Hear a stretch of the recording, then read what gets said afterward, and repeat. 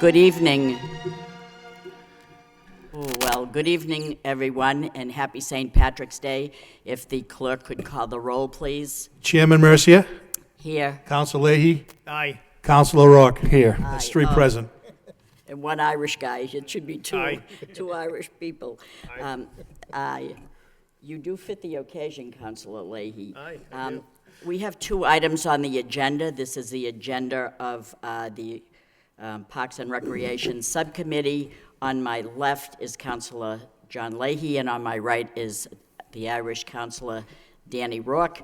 And we have with us tonight Tom Bellegarde, the the Commissioner of Parks and Recreation, along with Susan Halter. But we're not going to do that motion yet. We're going to do the one that our City Councilor, Bill Samaras, presented to the City Council and who is in attendance this evening. He had made a motion to the City Manager to request that the Parks and Recreation convene a meeting. Oh, no, that's not the one. That is not the one. Okay. This is the second one. The City Council requests the City Manager have Parks and Recreation Commissioner Tom Bellegarde report as to what will be needed to have area parks ready for youth activity. And before I begin to get that answer, I'd like to recognize the maker of the motion, Bill Samaras. Incidentally, this motion was seconded by Councilor Rourke. Councilor Samaras? Thank you, Chairman Mercier. Mr. Bellegarde, there's no question, or Commissioner Bellegarde, there's no question that when asked to do a job, you'll do the job well. You were always a great help to me at the high school, and I can often remember asking you to do many things, and you did them on a shoestring, and made it well.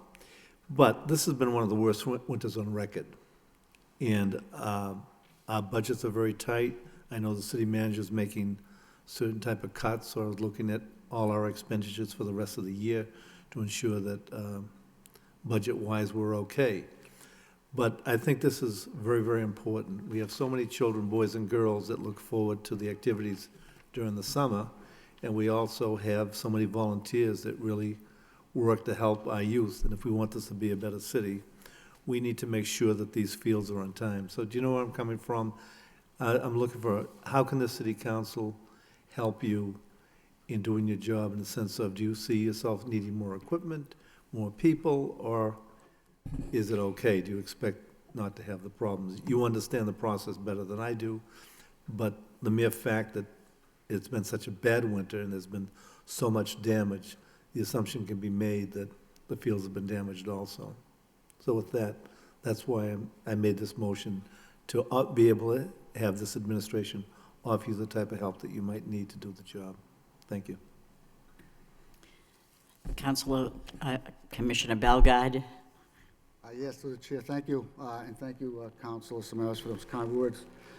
Yes, it has been a historic winter, and I still believe this, as we work through these challenges, we will ultimately overcome these challenges.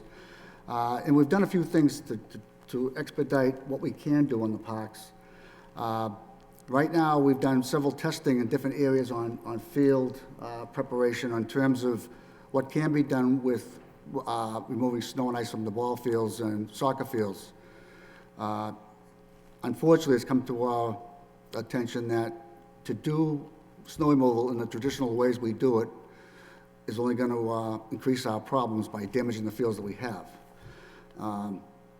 Over the last week and continuing forward until we can, the weather is working with us, we have scheduled the varsity-related sports like tennis, basketball, both Lowell High School and Lowell Catholic, and we are targeting those areas that we can do, that we think we can do in a manner which we will not destroy the areas, but at the same time removing snow and ice. And in some locations, we actually have tennis nets up.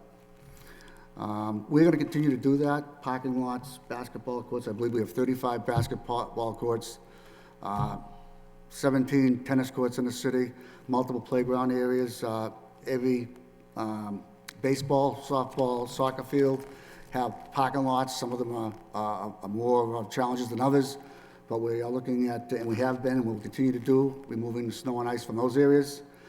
Some of the things that the leagues wanted us to do were to at least try to get into their areas with their storage containers and their concession stands to allow them to at least start the process on ordering supplies, equipment, et cetera, which we have been trying to accommodate them in doing that. I met with Jim DeProfio on a few occasions. Today, at the field at 1 o'clock, we actually did some testing out at one of the fields in the back to see how we could use our snow blowing machine. We have one in the city, it's at DPW, and we did attempt to use that as an alternate to, as I said, traditional snow plowing, moving, et cetera. And unfortunately, it wasn't really the greatest day to try it, but it was a warm day today and it just didn't work. We actually had to cancel the testing after, 10 feet of the machine in operation. Some good news that I heard that I think is good news is the fact that because of the snowfall and the impact of the cities and towns around us, the MIA is allowing us to extend the seasons for all the different varsity sports. So it appears at this point, hopefully we're going to get them online as soon as possible. Next week is when they would start. I'd love to be able to tell you that next week they would start, but unfortunately I just don't see it that way. But they're not going to lose any ground because all the matches, the different games they're going to play, in all the various sports, they're going to allow it to extend the season. So I think that's positive. As you know, that part of the governing body of the parks permitting process is the Board of Parks, and the Board of Parks meets on a regular basis. And if needed, we really don't want to make a determination today because who can say with this weather, the snow melted, 50% of the snow melted in the last 10 days. So it was one of those things where we don't know what next week's going to bring. But we do know is right now, in the normal times, all the various sports that would affect several thousand youth doing the spring sports would normally be scheduled the last 2 weeks of April. I think that might be aggressive.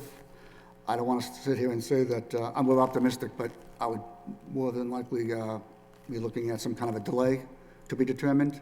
And if we were going to have a delay, obviously we'd be talking with the city manager's office.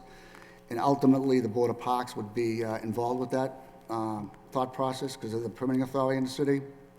I've made some inquiries with the chairman of the Board of Parks, and we're thinking if necessary, we're going to meet somewhere around the 1st of April to kind of rethink and reconnoiter what we have, where we are.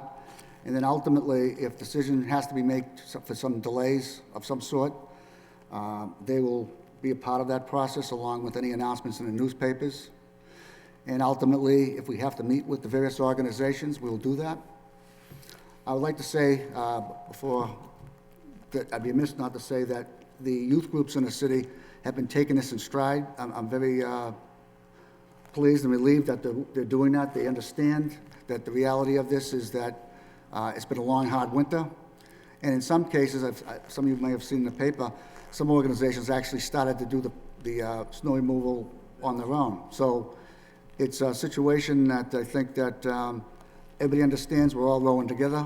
And I think as we go forward, we'll make the call at the appropriate time. Do you have any further questions to the commissioner? Oh, that's good information. Let me ask you this. It was interesting when we saw the paper that several people had volunteered to, try to clean up the parks. But do you see yourself looking for some more volunteers from these various groups to help? Would that be something that you'd be considering? Actually, Counselor, through the manager's office, in his recommendation, we actually had Calorie Park on board for last Saturday, and they were prepared to deploy snow blowers, people, manpower, shovels, things that we needed to work with a few of our pieces of equipment. The problem was Saturday was a rain out, Yeah. and to mobilize anybody on those fields on Saturday would have been a mistake. But they stepped up, they were willing to do it. I think that other organizations would have been willing to do it. It remains to be seen as we move forward because it seems like the calendar moving forward, at least this week, we're going to be above freezing, maybe in the 40s, which is good news, but it's bad news for deploying manpower on those fields. I see. Thank you. So, Commissioner Bellegarde, let's say that we did have a burst of good weather and the snow did melt on the field, that would be just as bad to have it all soggy. They couldn't play on soggy, wet fields like that. The challenges we have in front of us today is we have a snow load on the field, we have frost coming up from under the field, and we're going to have nice weather. So the challenge is really going to be allowing the fields to, the snow to melt, the frost to come out, and then ultimately we have 45 fields to deal with. So you need to start somewhere and end somewhere. It's been determined, varsity sports is a priority, so we're definitely going to get, the stadium up and running in a timely manner. But it all comes back to that week or two window where it might look like it's ready for play, but in order for you to play on it, we need to make it safe first. Would you say this was the toughest season to prepare, toughest year to prepare for that season, the season? I've been here through the winter of '78 with City Manager Murphy as a solicitor, assistant solicitor, and this rivals that year. It really does, in many ways. And because of the fact it just continued to keep snowing, I think that it's more of a challenge this year than any of the years I've been in here. So even if we have a late start, they said that we could extend the time frame for the sports to continue past the date, right? I think as far as the high school sports are governed a little bit differently than we are. They needed special permission, and they received it from the MIA. I think the actual neighborhood organizations will decide among themselves on how they want to govern usually a 16, 18 game season. And if they want to extend it, they want to do double headers. It's a matter of just, permitting them, giving them what they need to do what they need to do. Well, what we're doing is we're preparing ourselves to do everything we can to make it an opening day season, opening day for the fields all around. But if we can't, then we can't, and they can probably extend the time frame. So that's about all, other than it's not like you're coming to us asking us for equipment to defrost the frost in the ground or whatever, get rid of the snow. You're relying on volunteers to help out as well? Well, I think that was a logical approach because in numbers, strength is numbers, and numbers is strength. But they all had volunteers in the various groups that we deal with, all have snow blowers, shovels, and it made some sense last week. I mean, in the paper, I was actually relieved to see that they actually went out knowing that we're in a jam. They were willing to come out and help us to help themselves. That was quite a different picture that we saw. 3 members of that park came out, and of course, they're all coaches. One was Eric Gitchia, Yes. and they were snow blowing and doing everything possible. That's the commitment that each and every coach has to their respective fields. I see that through cooperation from them alone, I think we're going to make it. Councilor Samaras, do you have any further follow-up questions for the commissioner? No, thank you for that information. Thank Were you. you happy with the answer? No, he gave a good answer. I mean, and I know he's going to do his best to make it work. But I think it's important that from this floor, people understand that the city's trying to do the best that they can. And this has been a very hard winter. Thank So, you. thank you for that. Councilor Rourke? Thank you, Madam Commissioner. Chairperson. So, Mr. Bellegarde, with regards to the fields, if the season goes into July, is that not a problem as far as the city goes? Are those fields available for seasons to be completed? Yes, if the various leagues want to continue on, they can. Sometimes they have, as you know, being a coach, they have playoffs and they have other round-robin type tournaments. But yes, we'll make every stride to make everything available to them. And as we get deeper into the season, obviously it's going to be a lot better to do that, a lot easier to do that. Great, thank you. Councilor Leahy? Thank you. So I just had a quick question. So when the weather gets a little colder, like this week, it might get into the 30s. Is it day by day, or is that something like you might clear snow if it's dripped, like today was in the 50s, tomorrow and the next day will be in the 30s? So you might be clearing snow, or you're just going to let Mother Nature take its course? Well, on everything but the baseball fields, we still have a lot on our plate out there that we can continue to do to move forward on it. When you start getting into these grassy fields, I'm not so sure that like one night would be sufficient to to launch a campaign to make a real positive step to getting something done. Right. You know, and also, you know, we are looking too, 'cause we've taken many avenues on this. We looked into snow fighting equipment that could be attached to our equipment, that if not used this year, maybe next year, to help us with a situation of snow and ice removal. We're looking at bringing on our temporary workforce, so when the weather does become, breaks, we'll have people there to actually start implementing the work. So we are planning ahead. It's just, again, we're in the middle, and it's a tough time to be in the middle. And at the end of the day, we will be beyond this. And I think it really depends on, the next 2 weeks is really gonna be key on how fast things happen. Yeah, okay. And I know that, the organizations, you know, there's some things that they could help you out with. Not so much the shoveling snow and taking care of the fields, but if you get behind on just sweeping up the concession stands or the bleachers, things like that, I'm sure, you know, lacrosse and baseball, they'd be willing to give you a day of like cleaning up, like raking up and picking up garbage and things like that, so. And they've been helpful in the past. Yeah, they have, yeah, So so, I think we can depend on them for some spring cleaning relief, sure. sure. All right, well, thank you. Thank you. Thank you very much. Motion to accept this particular report and the motion by Councilor Samaras as a report of progress by Danny Rourke, seconded by Councilor Leahy. Yes. Roll call? Chairman Mercia. Yes. Counsel Leahy. Yes. Counsel Rook. Yes. 3 yeas. Thank you.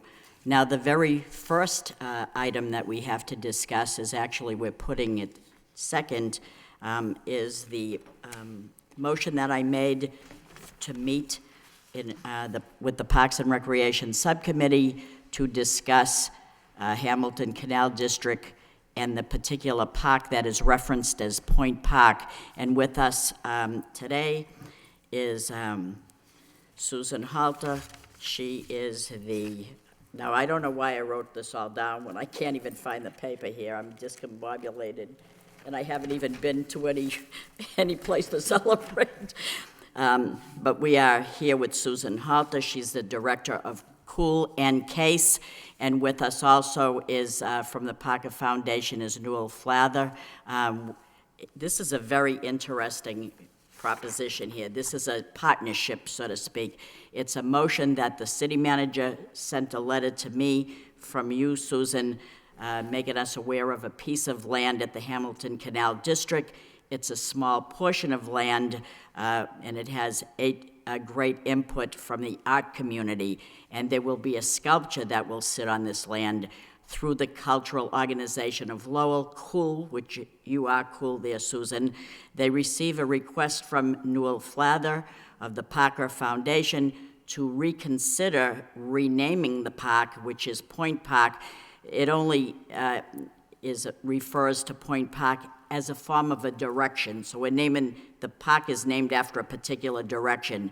Mr. Flather has suggested that such an important space should have a name that is something more than just a description of a place. But, and I know that it is my opinion, and I don't know if you agree, but if someone is donating money for a sculpture and has a lot of financial recognition and input into this, I think it's up to somebody like that to be naming it and not me. So we entertain you this evening through the subcommittee, and Susan, we will start with you if you want to start with this issue.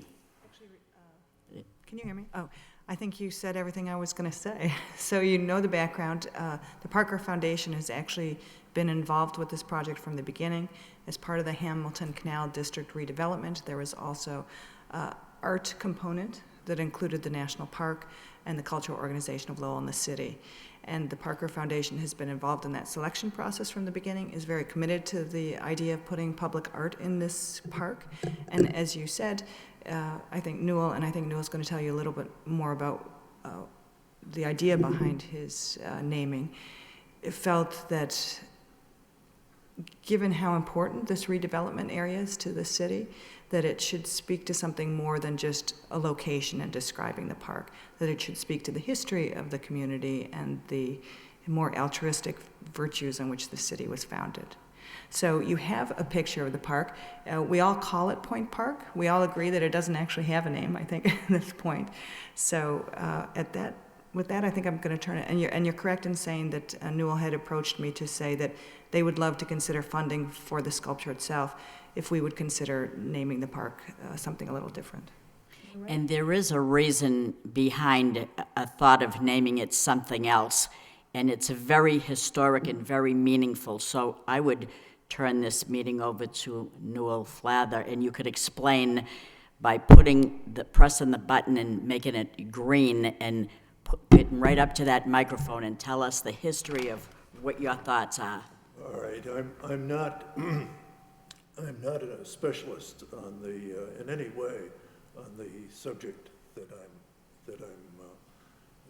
eager to speak about. But I'm familiar enough to advocate for what I'm going to be saying. If you could put that microphone a little closer. I'm sorry. Because there are people watching, and they'd like to hear Oh, your I see. story. I wasn't Sure. aware of that. Well, This is first, televised, don't get nervous, but it's, just pretend it isn't, that's okay. I watch television. I don't appear on it, but I'm happy to be doing that right now. And want to thank you all for inviting me to this meeting. And sorry I'm late. There was a little bit of traffic on Route 3 coming up. It wasn't bad, actually, but and it's really exciting to be in this room. I'd never seen it before, I don't think. It's one of the most gorgeous rooms I've ever seen. Thank you, it It's really a is. beautiful place.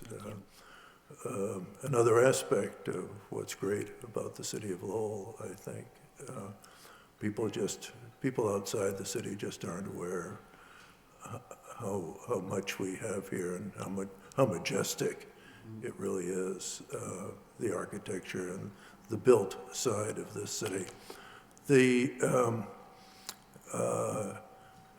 I grew up here, so I have a vested interest in the city. And part of my education was here, of course. Right next door at the library, I learned how to read reasonably well, I would say. But I'm very interested in the history of the city of Lowell, and I think the utopian chapter of the city is not well known. When I mention it to people, they begin to laugh or chuckle and immediately become skeptical. But I think that's a misunderstanding. And I think it can be said that, at least in my awareness, there is nothing now in the city that recognizes that chapter in Lowell's history. And it really was part of the beginning of the history as I understand it. And I think having a name like Utopia or Utopian, the Utopia Park or the Utopian Park, distinguishes that piece of land as Centennial Park has done in Chicago. If any of you have ever seen it, that's really a magnificent addition to the city of Chicago that is very, very new. I think Chicago celebrated its centennial just a few years ago, and that's how the park was named. But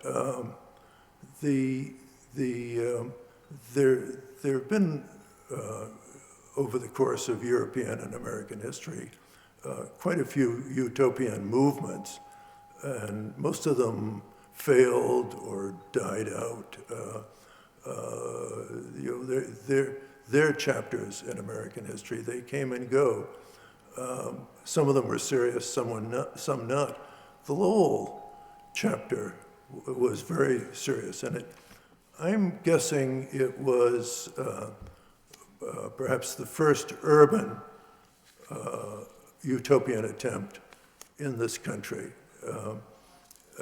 And nothing like it, because there's nothing like the industrial history of the city of Lowell. My understanding is that Nathaniel Appleton joined Francis Cabot Lowell in Europe, and they worked very closely together in gathering the information they needed to really seed the beginning of the American Industrial Revolution. While Appleton was in Europe with Lowell, and they were doing their scouting and gathering information, he became familiar with the utopian movement, which was very strong in Europe at that point. I think there was a French utopianist by the name of Fournier and an English utopian by the name of Owen, who are worth Googling. They were very influential, very important figures in history. And it rubbed off on Nathaniel Appleton, and he persuaded Lowell to his view. And the utopian ideal, as they envisioned it, was, I think the theme was the betterment of all. And that is serious. And I maintain, as you look around the city today, there are elements of that history that have continued. You don't start something like that. It doesn't die out particularly. I mean, this is a very welcoming, supportive, mutually reinforcing city to live in. People step forward and help other people. And it's a very generous city in that respect. And I see that as part of the heritage. The Appleton believed that the mills, as they were built here, weren't just for the enrichment of the investors and the owners, but really was for the betterment of all who worked here. And we know about the mill girls. They had plenty of complaints. We all understand that. That was hard work. Lucy Larkin made sure we all understood that very well with her wonderful ability to write and through poems and essays. But the mill girls were really a departure from labor as it existed in Europe at the beginning of the history of this city. I'll cite a couple of examples of why I think it was a very important movement at its time. Someone, whether it was Martha Mayo or who, I don't know, but someone commissioned some records of the Lowell Institution for Savings. I don't know if you've seen this, but a woman by the name of Roberta Otembra, who I've never been able to find out who she was or what she did. I assume it's quite recent. But it says that the Lowell Institution for Savings, which we all know, I think, was one of the first savings banks in the United States. Interesting that Lowell, at its beginning, had a savings bank. And I know James Carney of Carney Metal fame, when he came to Lowell to establish a bank, persuaded the mill owners that there should be a bank in Lowell. That I assume they were traveling to Boston to do their banking. So I think the Lowell Institution for Savings was not only one of the first savings banks in the country, but I think it must have been the first bank in the city of Lowell. This thing that I printed out, a small portion of the total, it says Lowell Institution for Savings, 1829 to 1992, was one of the earliest savings banks established in the United States. Among the bank records were dozens of ledgers listing depositors, including name, occupation, and the date they opened their account. Thanks to the incredible effort of dedication of Roberta Otembra, nearly 40,000 records are now available in searchable databases. And I just printed out, you can go to any page for at least the first 8 or 9 decades and look, and at the top of this page, it begins alphabetically from 1829 to 1835. That's what I published out. The names are Boyle, Kate Boyle, Spooler, Worcester Boynton, housekeeper,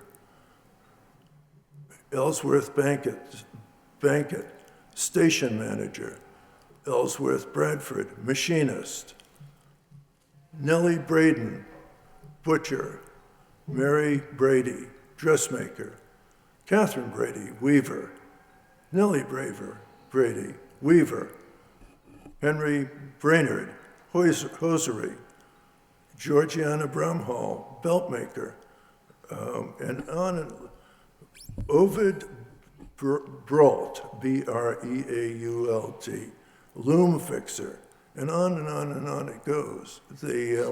What I think that demonstrates is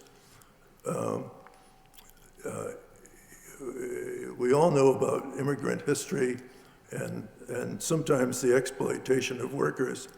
At the beginning, they were encouraged to save money. That's the document. These were all 1895 dates. Another thing I looked at that for reasons why I saved it, I don't know, but I looked at the Lowell Hospital Association, which was incorporated in 1840. It was the first corporate hospital in the United States. You all know that. Could I interrupt you, because this could go on for quite a while? The point I'll be very is, brief. we're entertaining the city subcommittee to discuss, to change the name from Point Park, which we don't even know if that is the actual name or whatever, to make it an official name, and we're taking your suggestion of Utopia Park. Well, maybe I'll say just a little bit more. We all know also from when Dickens visited Lowell, he Yes. thought he was seeing something totally different that he had never seen. His American Notes was basically written for his English readers, and he was basically saying, what I saw here really was marvelous. This was different. This is in contrast to what it had become, a city where the opportunities for work were connected with the betterment for all. And the reason why I recommended it is I think it's an overlooked and forgotten chapter in Lowell history. I don't think there's any other place in the city that bears this heritage. And I think it would be wonderful if you would approve the naming of the park, Utopian Park, and we'd have a marker there giving a little bit of this history of what it was all about. So you're saying, Mr. Flather, Utopian Park? Or Utopia. Well, it would have to be one or the other. So Okay. what are you suggesting? Which one do you like? Well, first off, I'm understanding that this is a piece of history that is overlooked, the Yes. utopian theme being the vision, and the theme that values education, that supports innovation and growth, and welcomed immigrants. Is this true? And this is why you believe that that equates to Utopian Park? I would say you have said it much better than I had said it, So and much more succinctly. So we could agree to this, and we could recommend this as a subcommittee and bring it before the full city council with the report that we would do tonight, but there is a body that supersedes us, and it's called the Board of Parks. Depending on what happens tonight at a city council meeting, the Board of Parks meets once a month on the last Wednesday in the month. I already anticipated that maybe this will be a go, so I booked a slot into the Board of Parks so that we could bring this up there. Not that you have to be there, but I would be there, or anyone else that would like to speak on that, so. If you would like me to come to that, I'd be happy to try to do it. I don't know what my schedule is, but Well, I'm not asking you to, but it would be Okay. nice if you could be there. I know that Tom Belgard is aware of this because we discussed it on the phone. He attends the Commissioners' Board of Parks meeting as a commissioner once a month as well. So having heard what you said, I would like to open this up to my colleagues. Councilor Rourke? Thank you, Madam Chairperson. So just a quick question, so along with the renaming of the park, there'll be a sculpture as well? Is that the idea? the sculpture is certain, is it not? We are working towards the sculpture being certain. We've got about half of the funding right now. And the woman working on the sculpture, it's a magnificent sculpture, by the way. Susan has half the funding. It's going to be a major piece of art, isn't it? I mean, it's a big Intended piece. to be, yes. You'll be able to see it from many vantage points throughout the city. What's the estimated cost of the sculpture? She's actually looking into costs right now. We can get it manufactured in China, which a lot of people have resistance to, for $150,000. To manufacture it in the United States, it would probably be at least $100,000 more than that. Is it all through donations? I'm sorry? All through donations? Primarily, it's grants at this point. National Endowment for the Arts, Parker Foundation has funded some of the process at this point. New England Foundation for the Arts. All right, thank you. Councilor Leahy? I think this is a great idea, and I appreciate you coming before the committee and offering your, giving us all the information. So I think it's a great idea and recommend it to the Board of Parks. I can't speak for the Parker Foundation on my own, but they're aware. They're not aware I'm here because we did that on very short notice, but some of them are aware. I only have one vote, and I'm respectful of that because they're strong-willed individuals. But I think they'd be very excited, and I'm hoping that that they would help fund, that they'd invest in the park as well as invest additional monies in the sculpture. We've only paid for the first $25,000, which was to do the search for the artist involved, and odds and ends about a pocket cost. But I just had a follow-up. You piqued my interest when you said produced in China or produced here, but I was thinking if it's a sculpture made from someone here, that they don't make it here in Lowell?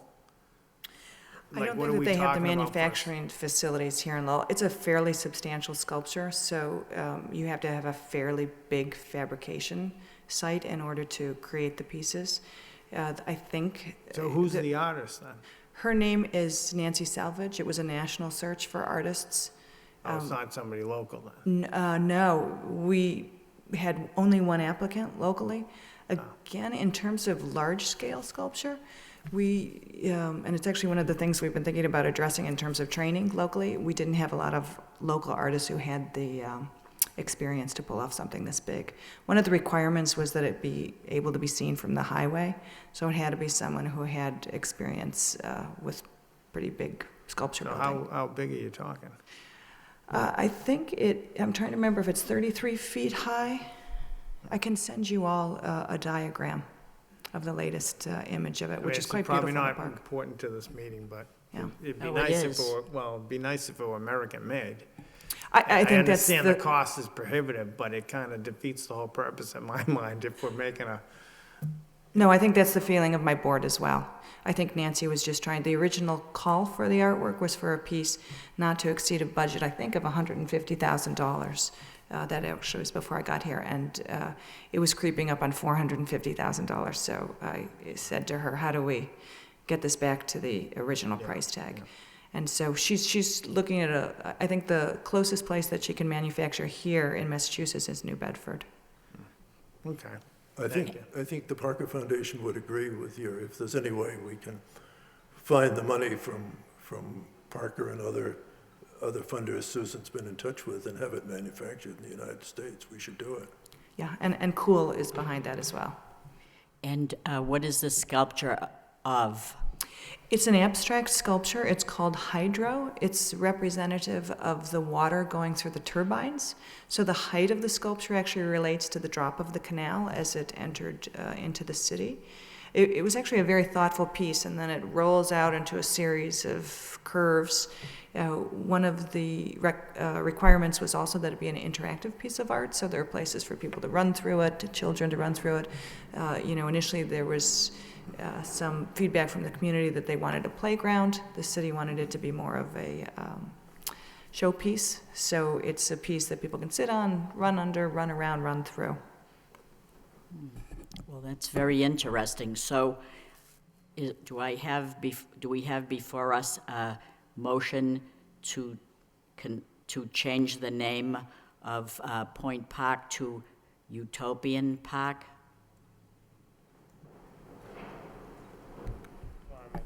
Go ahead.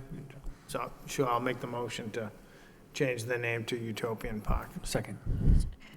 Roll call?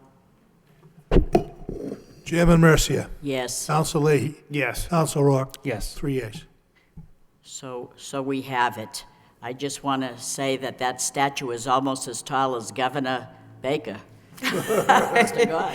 He was noticeably tall. Thank you so much for considering Well, this and for your I think time. this is a good thing. Could I make a couple of other comments? Yes, you can.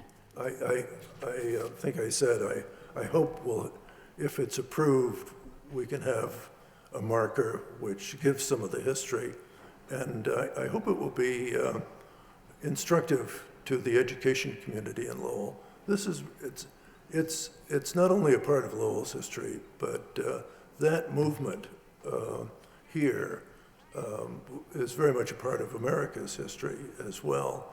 And it can be part of being educated in Lowell to know about that history.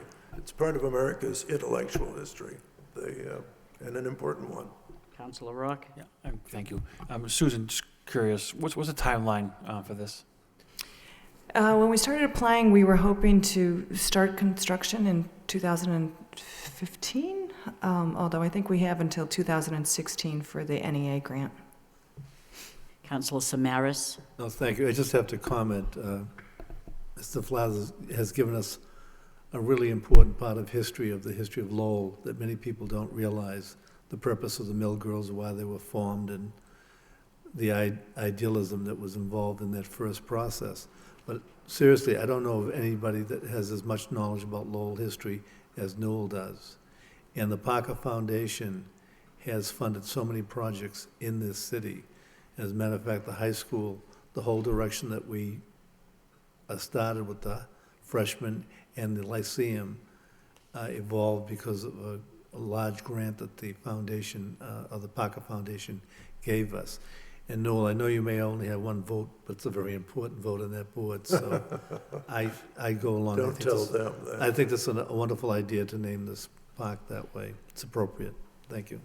Well, thank you very much.